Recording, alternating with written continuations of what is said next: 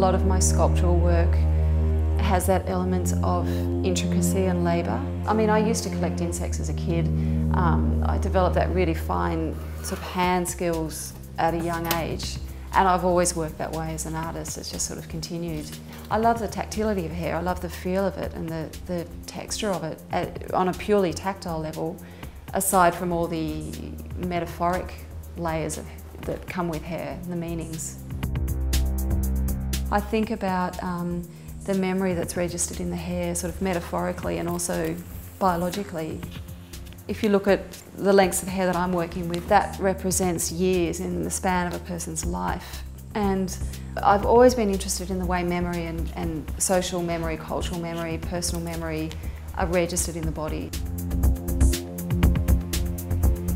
We don't understand yet how memory works neurologically. And I believe that these kinds of memories are right through the body. So memories registered in the organs as well as the mind or the brain. Like rendering these organs in such a sort of labour-intensive, delicate way embodies that kind of connection.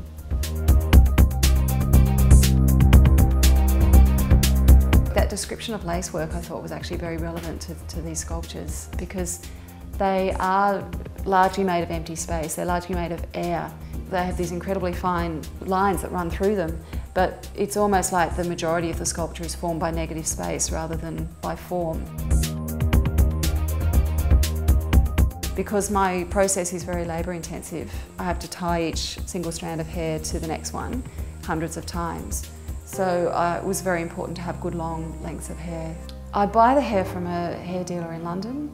This particular hair dealer sources hair from a number of different places around the world, but the hair from Spain was the most suitable hair for what I want to do. So I look at the colour, the hue of it, and I also look at the length of it. It's always a test of endurance, any of these hair sculptures. I swear at them sometimes.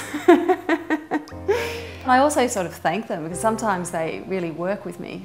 I mean, the patterns for the hair organs are quite complicated, and there's only so much that I can control in that process. So at some point the hair takes over and the hair prompts things. Like I might have decided I wanted to do it in a certain way. The hair thinks something else, and the hair decides that it's going to do something unpredictable, and suddenly it just really works. So I slightly modify the direction of the work to respond to what the hair prompts me to do. So in that sense, it's organic and alive in its own way.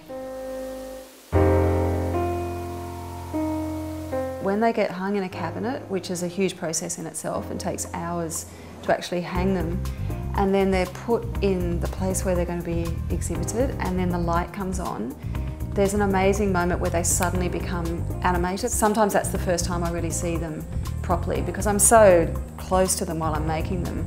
And I don't even really understand how that happens. It's just this sort of synergy that happens between the sculptures and light, and the relief of finishing the piece as well.